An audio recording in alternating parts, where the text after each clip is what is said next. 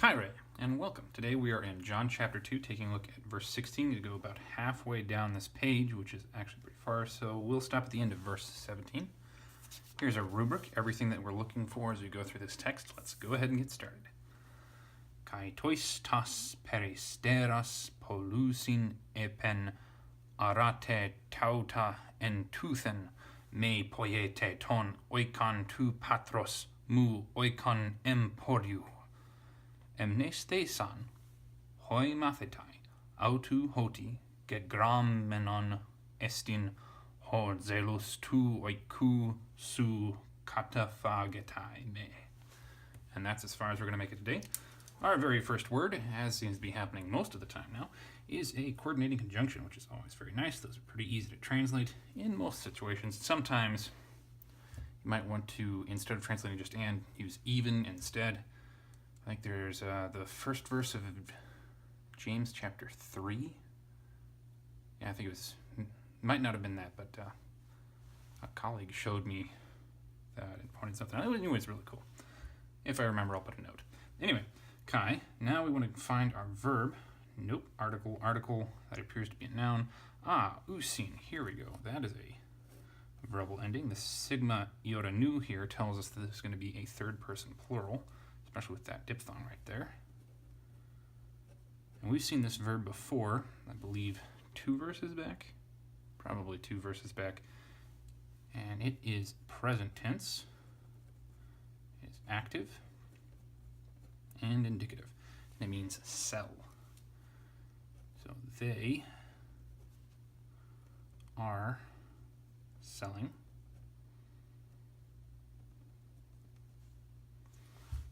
Actually, looking at this again, I might have this wrong.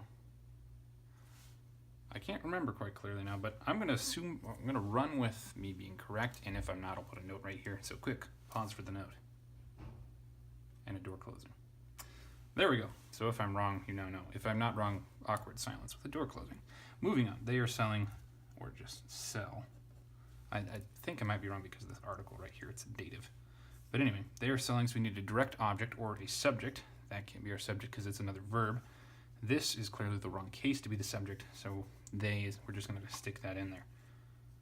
So direct object, dative, plural. It's going to be masculine or neuter. Context is probably going to tell us masculine. Tas, from ho, he, to, is going to be accusative, plural, feminine, which fits perfectly with peristeros, alpha, sigma. Don't need the C's. And this means the doves or pigeons. And then we move on to apen.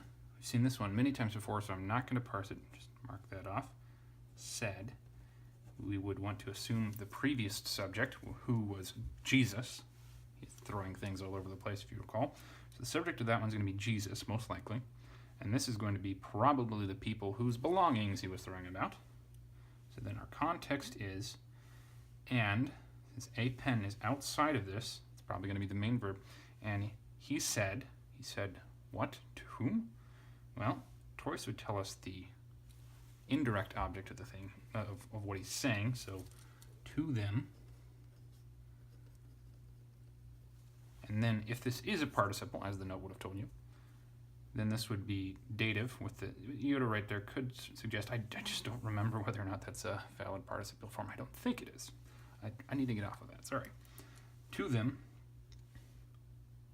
selling, they selling, the doves or pigeons. Something along those lines. Moving on, we're entering direct discourse right here, so quote marks right there. Very first word is our verb, which is nice. This tau epsilon here tells us this is going to be a second person plural. And this is from airo, which means to take up, lift up, remove. So this is aorist because there's no iota right there. It's active. And it's an imperative.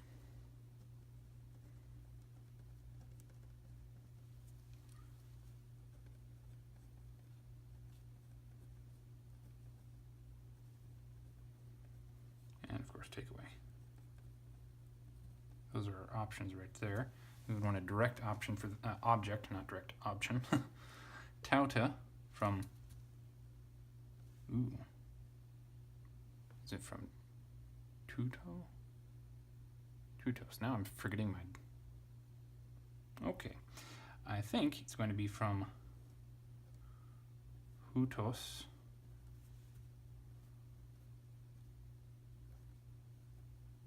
Tuto.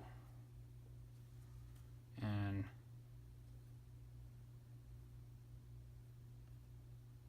Aute, probably from that one. Otherwise, it could be from Autos, Aute, Autu. No, Autos, Aute. Whatever. Another note.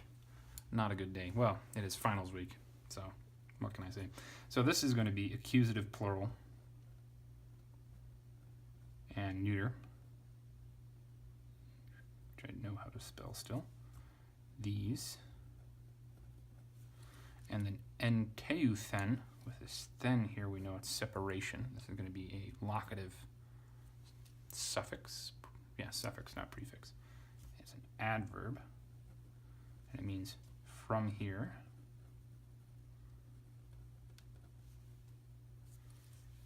Take up, remove, take away these from here. Pretty straightforward.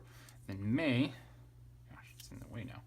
May is going to be a negative, but we can't properly translate it until we know the context around it. If we have a subjunctive verb, then we might not actually want to translate it because that could be some sort of question, in which case it's a particle that isn't translated. If it's with indicative, then we will translate it as not or don't.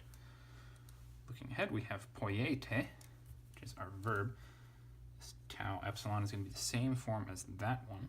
However, the stem we have here with poi is present, so I can't just mark it off and not parse it. I will have to actually parse this thing.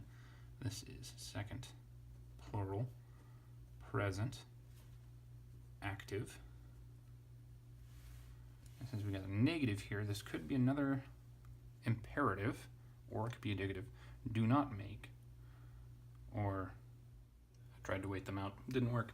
So as I was saying, this could be either an imperative or an indicative. If it were an imperative, it would be don't make. If it were an indicative, it would be you all do not make. Since we've got an imperative right there, another imperative right here would make sense. So that is how I'm going to treat it. Yeah, sorry. Background noise. Oh well.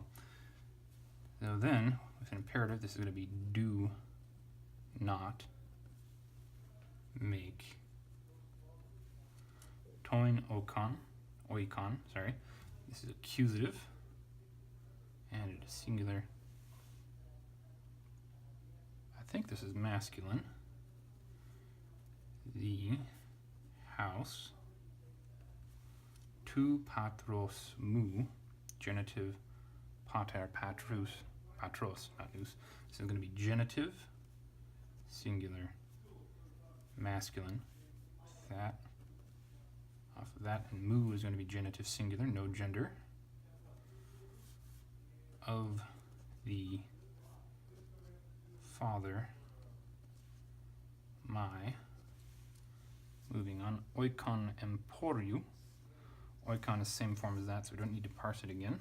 Just house. Emporiu, omicron upsilon right there, clearly a genitive.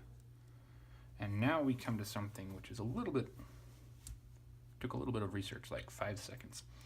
And what I found is there are actually 3 different forms of this word. There's a feminine form, which uses feminine ending, so this one is clearly not that one.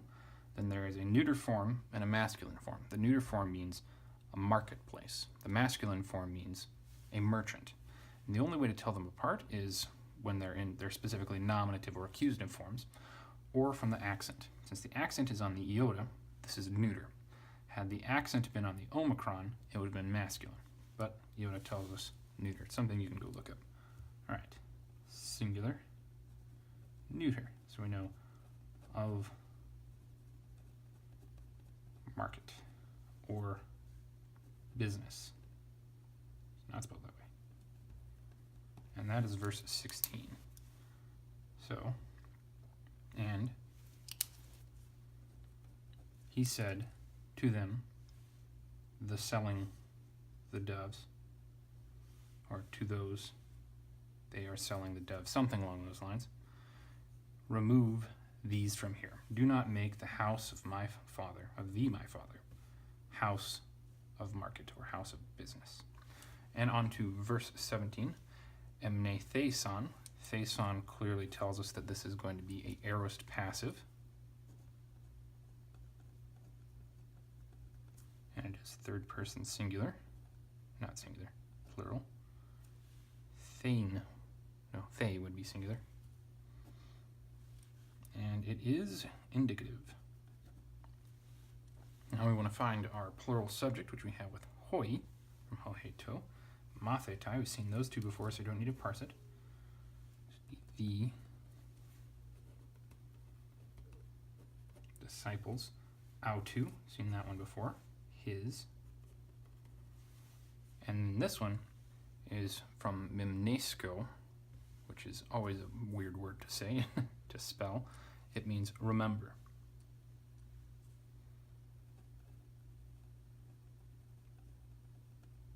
But remembered since it's aorist. And since we have a verb of thinking here, we're going to be entering a form of discourse. What hoti tells us is, I think hoti normally introduces direct discourse. So someone saying this. So, looks like with gram menon estin, this is introducing further the discourse. And then this is actually going to be what would have been said directly, a direct quote. So that menon, omicron nu there tells us the case, but men here tells us the form.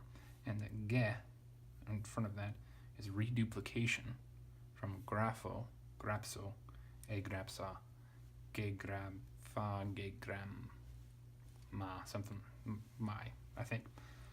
So, this is accusative, don't need the C, singular, neuter, which makes sense since we've got the estin right here. This is a paraphrastic phrase, and it is perfect and passive. Yes, passive. Passive or middle, and participle, paired with a third person singular present active indicative verb that is having been written, or that has been written, something along those lines. Or was written, that's probably a bit of a stretch, but I'm just going to go with is written. Very simplified form of this word right here. Then direct quote. Oops, I forgot to close this. There we go. Nominative with the omicron sigma right there. Masculine. The zeal, or if we can remember this, ardor. Two other options for this one would be envy or jealousy, but that may or may not work here. Tu oiku, we've already parsed genitives with this verb, this word, so we don't need to do that again. Of the house, but we really need to find the verb next. Aha, kataphagetai, tau alpha iota there tells us our person is going to be third person singular, to go with zelus. And this is from esthio, so this has to be future, esthio phagomai ephagon, I think. Aorist might not be that, but future, I want to say. It just seems kind of odd right here to have future, but anyway. And esthio, I think the future is deponent, but the present is not. I'm going to mark this deponent. And indicative. And this means to consume, to eat. Will consume or eat. And then this one's a direct object, which it has right here with me, accusative singular. And now we can come back to su, which clearly has the genitive singular endings. No gender again. Of you. And there we go. Everything has been parsed and translated, and the talking in the background has stopped, and doors have stopped closing. Let's go ahead and take a look at it in its own context.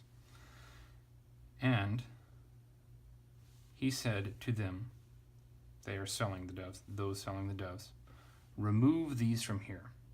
Do not make the house of thee my father house of market or business.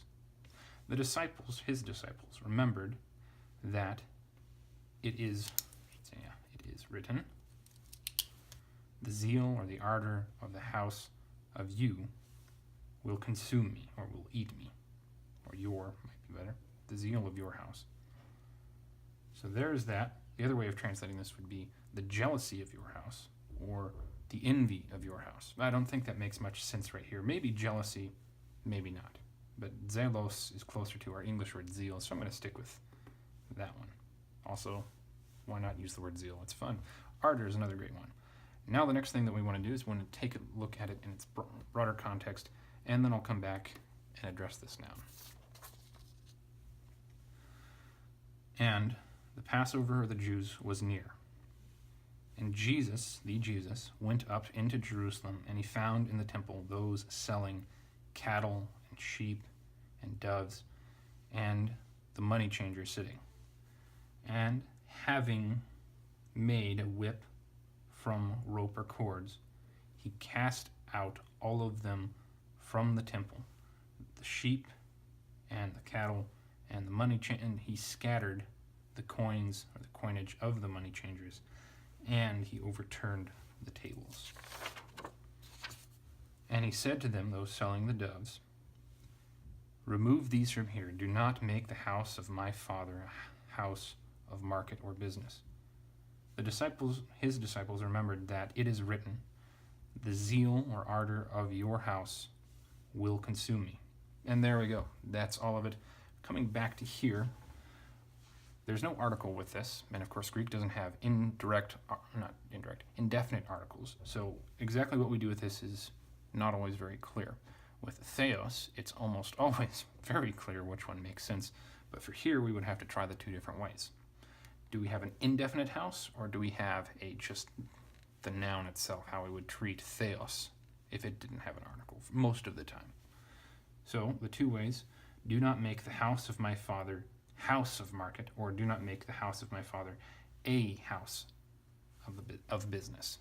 So an indefinite makes a lot more sense here, since this is a generality that he's talking about, a general house of business, which the temple, which we'll find out right there, that building right now, it's not a house of business. It is a house of sacrifice, worship, and forgiveness.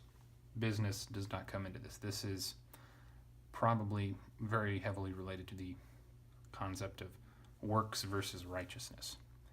If we can work our salvation, what is the point of Jesus' sacrifice later on?